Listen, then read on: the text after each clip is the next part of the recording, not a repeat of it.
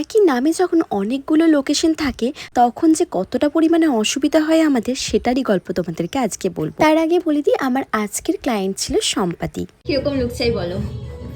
একদম normal soft, যেরকম দিনের বেলা বেটার লাগে।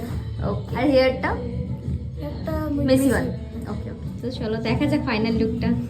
এবার আমি বলবো একই নামে দুটো জায়গা থাকলে কত রকম অসুবিধা হয়।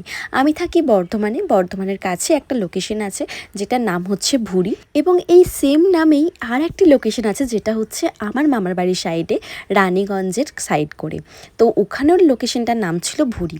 তো ক্লায়েন্ট যখন আমায় বুক করে আমি ভেবেছিলাম হয়তো বর্ধমান সাইডের, কিন্তু পরে জানতে পারি যে এটি আমার মামার বাড়ির লোকেশনের সাইডে। যদিও আমার একদিকে সুবিধাই হয়েছে, কেন কিনা তার আগের দিন ছিল আমার ওই মামার বাড়ির সাইডেই ব্রাইড। যাই হোক, এই ক্লায়েন্টটি হচ্ছে আমার এঙ্গেজমেন্টের ক্লায়েন্ট। দিদির শাড়ির কালারটা এতটাই ইউনিক যে একদম আমার পছন্দ মতন হয়েছে। আর দিদিও কিন্তু আমি যেরকমটা পছন্দ করি সেই রকমই টাইপ অফ মেকআপ, হেয়ার সমস্ত কিছুই কিন্তু পছন্দ করে। দিদির ডিমান্ড তো তোমরা শুনে নিয়েছিলে, সেই ডিমান্ড অনুযায়ী মেকআপটা কেমন লাগছে তোমরা অবশ্যই কমেন্ট করে জানিও। আর সাথে আমি এই দিদির কাছ থেকেও শুনে নেব দিদির এই লুকটা কেমন লাগলো। এই হচ্ছে তোমার ফাইনাল লুক, একদম নর্মাল লাইটে। তো কেমন লাগছে বলো? ভালো হয়েছে, পছন্দ হয়েছে, প্রচন্ড পছন্দ হয়েছে। Okay, thank you. Fully satisfied? Okay, hair, makeup, sari সমস্ত কিছু পছন্দ?